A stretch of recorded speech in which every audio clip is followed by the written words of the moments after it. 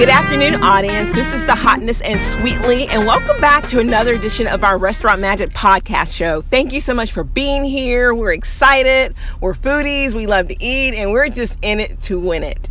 And we love to interview chefs, sous chefs, caterers, restaurant owners, dishwashers, anything dealing with the food industry. We want to know all about it. Yes, and who is more important than the food industry than farmers, right, Sweetly? Yes, the farmers, the one who takes care of the stuff we're eating. Yes, they are so crucial to the food scene, and we were just lucky enough to stumble upon Miss Chantel. Her company, or her farm, I'm sorry, Chantel, her farm is Off-Grid in Color. And I read that you raise pigs, turkeys, and chickens. So we are just dying for more information about what you do. So how are you doing? And please tell us about your business. Yes, everyone. We are in the year 2020, and we are in the midst of COVID-19, surviving and thriving. Yeah. And Off-Grid in Color is, I like to describe it as a sanctuary for health and wellness, and our mission is to lead people to take steps towards greater self-sufficiency through farm-raised goods, which we produce of pasture-raised meat, chicken, pork, and turkey, dual services, and community outreach. Wonderful. So how did this come about? How did it get started, Chantel? Tell us. Yeah, so I was born and raised in Chicago on the southeast side to a mother who raised 5 wonderful children, and as I was following the American dream, getting good grades and going to school, my brothers were back at home being shot, and one of them, my youngest one, 19 years old, was shot several times back in May 2014 and died 15 months later from the impacts of as a result from the gun violence incident. Mm-hmm. And I recently moved to North Carolina, and I was just looking at myself and all I have done, and I was like, well, goddamn. I traveled the world, I went to fancy schools and universities, and it seems like nothing that I did was enough to save people in my community from dying at the hands of gun violence. And I really felt like the main killer of my brother was the system, was the criminal justice system, was the health system, was the education system, and so forth. So I decided I was going to get lost in the woods, and that's what I did. I ran to the arms of Mother Earth, and since then she's been taking care of me. I don't own land, so it's a beauty and a curse. The curse is when you don't have land, it's really hard to set roots, but the beauty of it is I've been able to travel across North Carolina to different lands and learn different skills. And so one thing I realized was I couldn't take plants with me, but I can raise animals. So I really studied and learned which breeds to raise, which animals to raise, how long did it take in feed conversion, and how much did it cost to get them processed, and how do I retail them out, and how do I use those funds to further my mission and doing the work that I do with Off-Grid Color. Okay, so I think it's coming together in my mind now. So you are raising these animals from birth, and then you're selling them. Is that correct?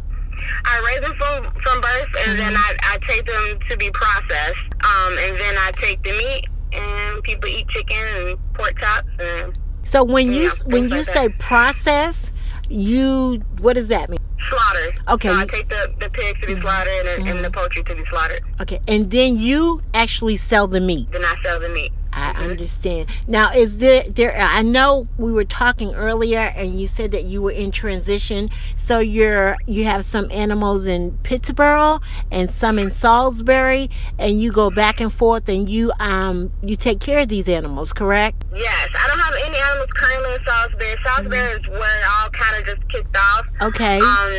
And I still have a customer base there, so I still serve my customers there, quality meat. And I've been fortunate enough to be positioned to lease land, this time on Black-owned land. I'm super excited about that. In an area where I have greater access to a larger customer base to expand the work that I'm doing, not only to increase profits, but also just to touch more communities. Well, in looking at your website or your Facebook page, I see a lot of where you're feeding the animals. Now, is it something different that you feed your animals from the other farmers? Yes and no. I say no because I feel like a lot of farmers do the best as they can. One thing I do a little bit differently, particularly with the hogs, is I ferment their feed. So I take buckets of their grain and I soak it for 3 days. It's kind of like if you ever had kombucha or any kind of fermented food. It's just really good for your digestion. Digestion helps you break the food down so you can better absorb the nutrients. Okay. So I do that for my hogs, and I purchase the grain I use is non-GMO. So I like to give a little difference between what's conventional feed, what's non-GMO, and what's organic. Conventional means they just use a seed, and it can be genetically modified, and they can spray it. Non-GM, and it's usually a cheaper grain. Non-GMO is kind of in the middle. It's just a non-genetically modified seed, but we don't. The farmer can use whatever chemicals or no chemicals they want on to produce the grain or whatnot. The same thing goes for vegetables too. And organic usually means that the seed has not been genetically modified and the farmer is using organic methods, certain chemicals, that are approved, that are more safer and natural to produce that crop.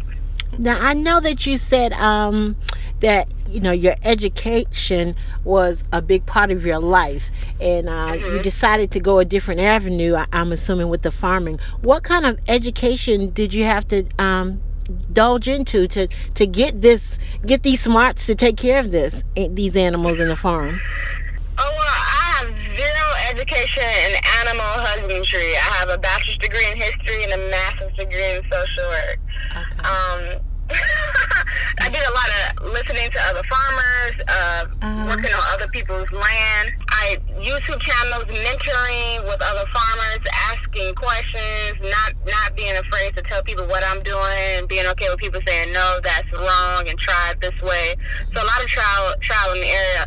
But I think the education I did receive through liberal arts college just made me just a really good critical thinker, being okay with asking questions.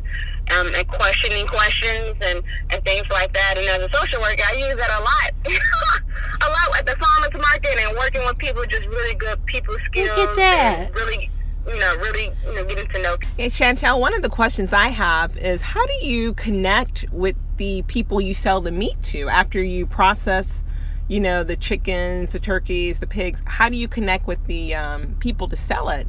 Because it sounds like you have really good quality meat and it would be in high-end demand. Yes. So the biggest way I sell my product is through farmers markets. The main one I've been at for the past couple of years has been a Salisbury in Salisbury, North Carolina. And this year I've been so fortunate to be able to expand to not one, but 5 farmers markets this year.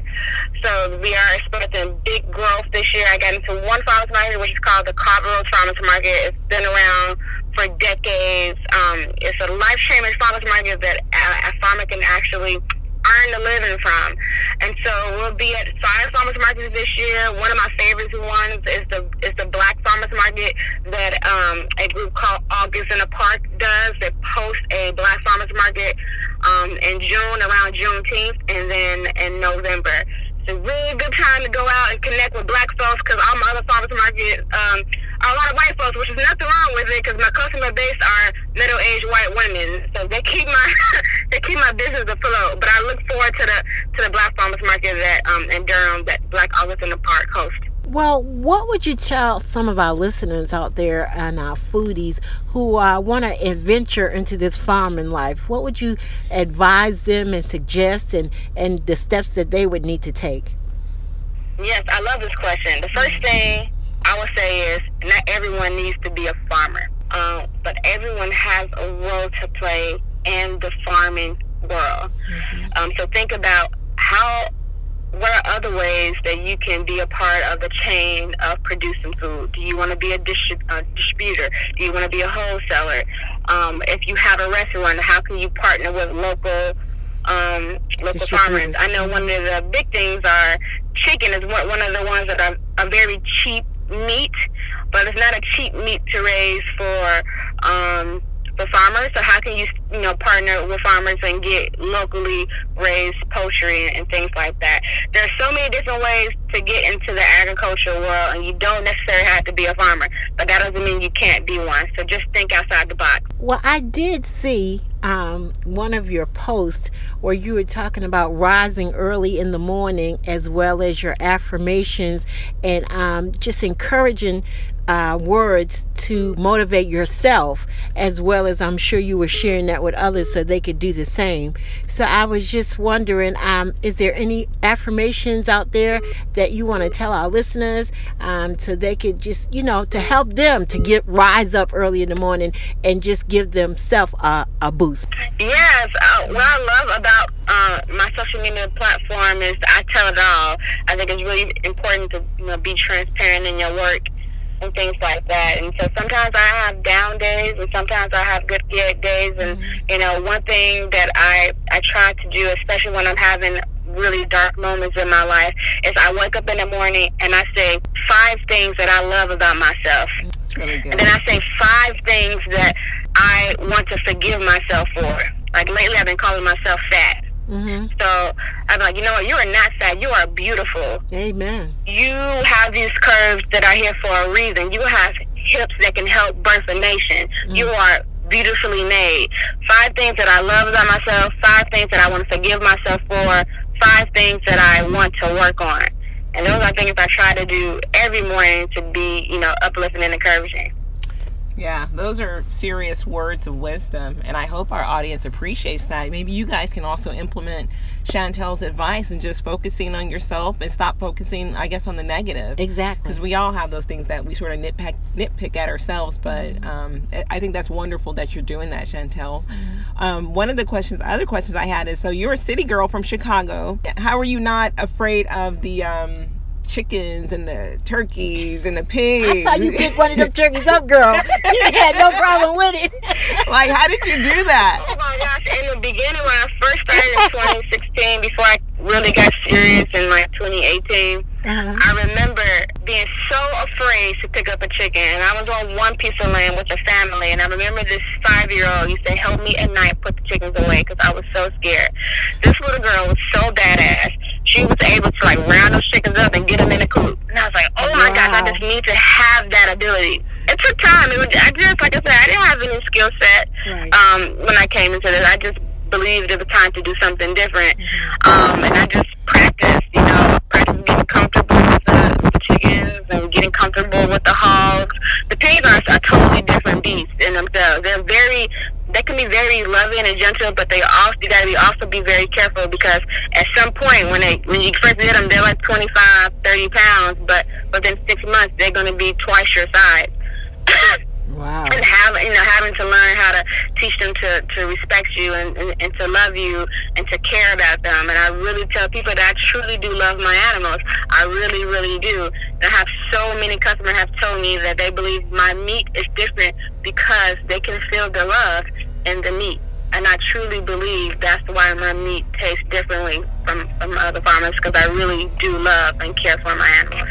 Well, how do you do that? Then you fall in love with these animals knowing what the end is going to be. I mean, because are you looking at the fact that you are going to be nourishing your fellow man? Is that what, breaks up that feeling? Or yes, I remember someone told me that I love my grandmother, but I don't eat her.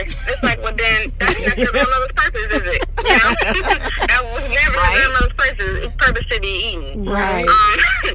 These animals, when they come to my land, they have a purpose. They're going to nourish families, and they're going to nourish souls, and they're going to provide nutrients. I get it. And that is their purpose. Everything has a purpose. Everything has a start date and an expiration date. Just like Chantel Johnson. I'm not going to be here forever. I'm serving a purpose. And these animals serve a purpose. Every time I take them to the processor, I pray for them and I thank them. When my poultry, I take them and I have a very important hand in the processing of my poultry. And sometimes I slaughter them myself and I slit their necks, and each neck that I slit, I place my hand on their chest and I say thank you. And I hear them. I feel the kicks. I feel the heart slow down, and it does. It does sadden me.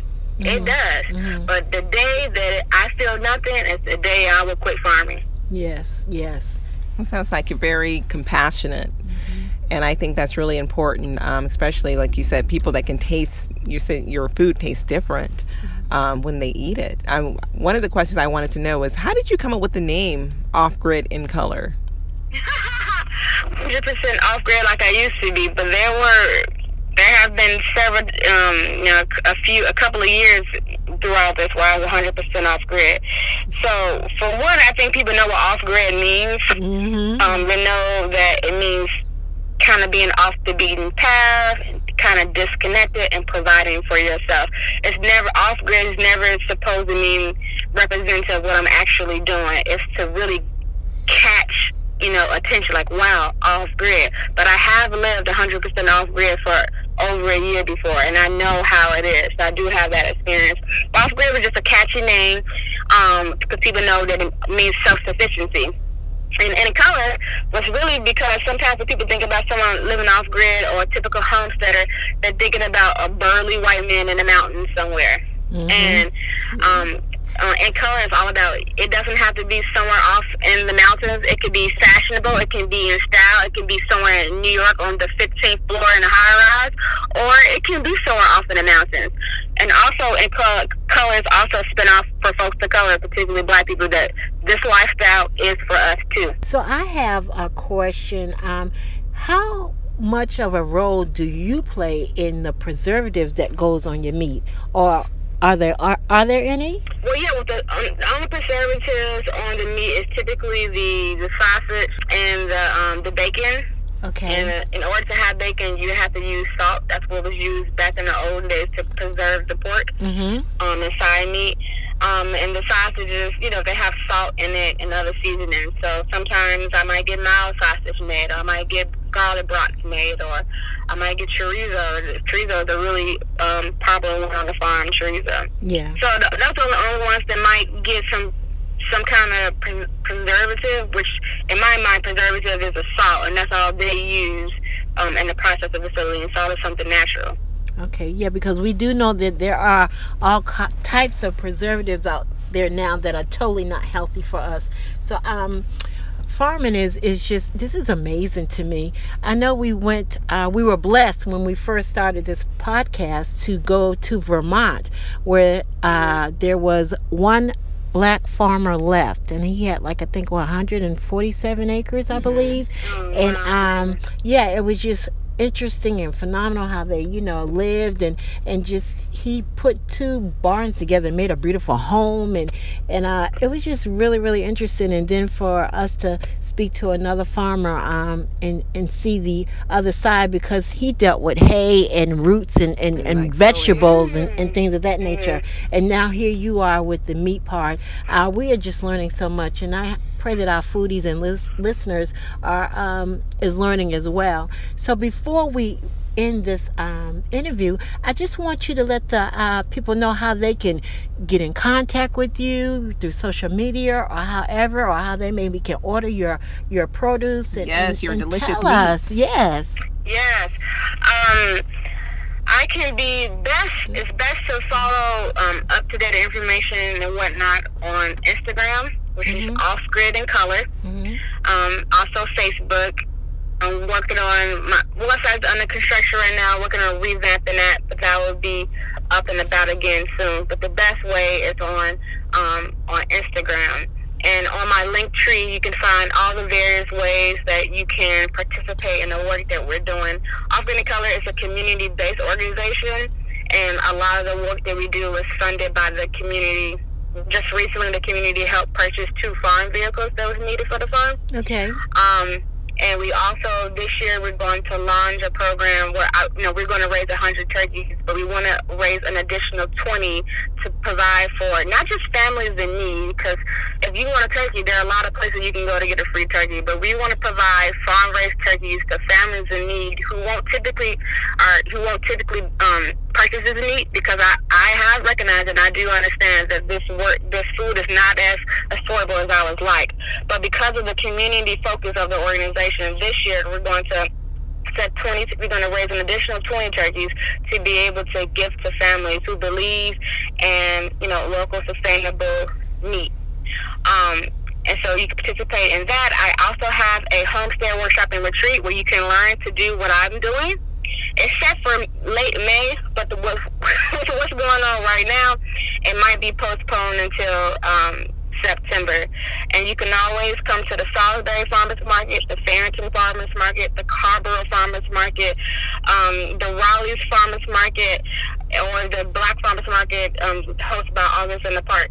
And come check us out and purchase meat there. I have T-shirts with me on there, surrounded by animals that Be a Farmer. You can go on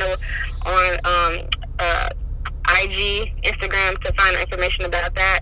And also just want to shout out the land I'm on this year, outside of Pittsburgh. It's my boyfriend's land, but I'm super happy that this year I'm able to be on Black land and be able to, support and help contribute to Black land because we don't have much of it left. All right. Yeah, that's very true. I mean, that's one thing we learned when we went to Vermont and how the Black-owned farmland disappeared. But we just really want to say thank you. And is your Instagram handle Off-Grid in Color, Chantel? Yep, that's correct. Awesome. All right, Chantel. So we so appreciate, again, all the information that you have given us. And I just wanted to say, you, at the beginning of the interview, you said that you just wanted to run away from everything and get into the nature and get away from the city and things like that. But I tell you, girl, you running away, what you did, if you have brought things back to your community. And we so appreciate that. And thank you so much for all your hard work and effort and your diligence, because this has to take diligence and discipline, girl. So we so appreciate it. But before we leave, I was just one question that I just needed to ask you. Was there ever a time in this process that you wanted to just say, I'm done with this? Oh yeah, just a few weeks ago. Okay. Like yesterday. Sometimes I think about this, I'm like, what the hell am I doing?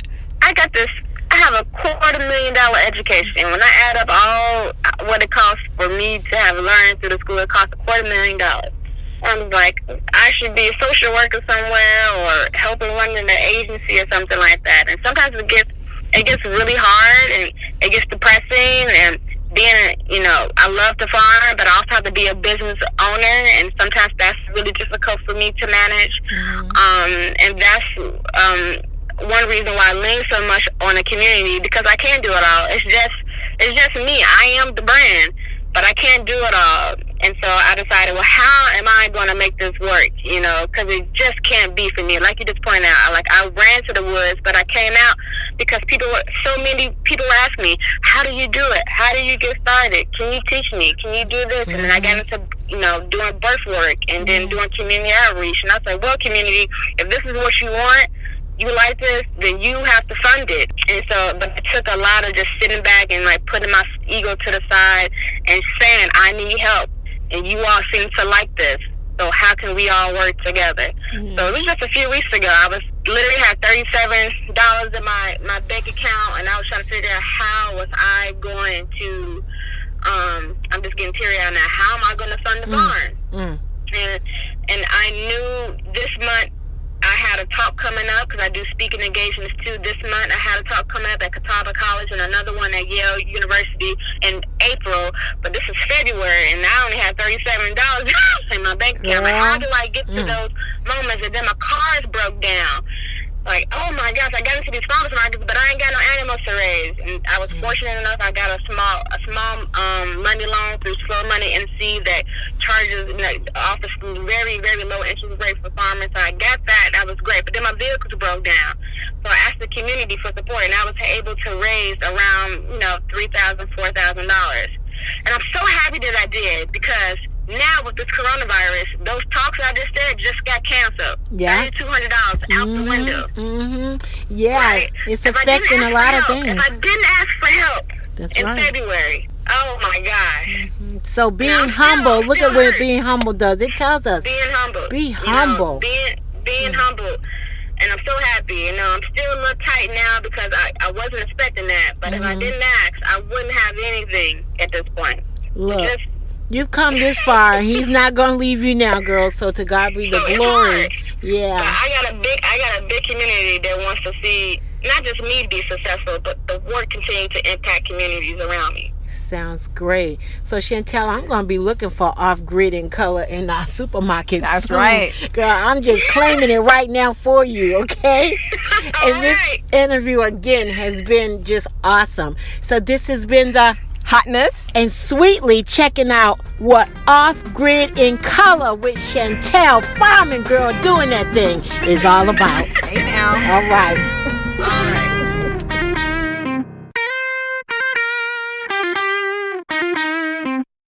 Hey girl, that's a nice t-shirt you're wearing. Where did you get it? I got it from TeamJesusClothing.com. Really? I like the messaging and the colors. They're so vibrant. Yes, TeamJesusClothing.com has a lot of t-shirts and hoodies with encouraging messages. They have styles for both men and women. Wow, thanks for letting me know. I'm going to TeamJesusClothing.com to place my order now. Yes, definitely go to TeamJesusClothing.com and be sure to check out my favorite shirt designs, Team Jesus and Won't He Do It? I can't wait. TeamJesusClothing.com, here I come.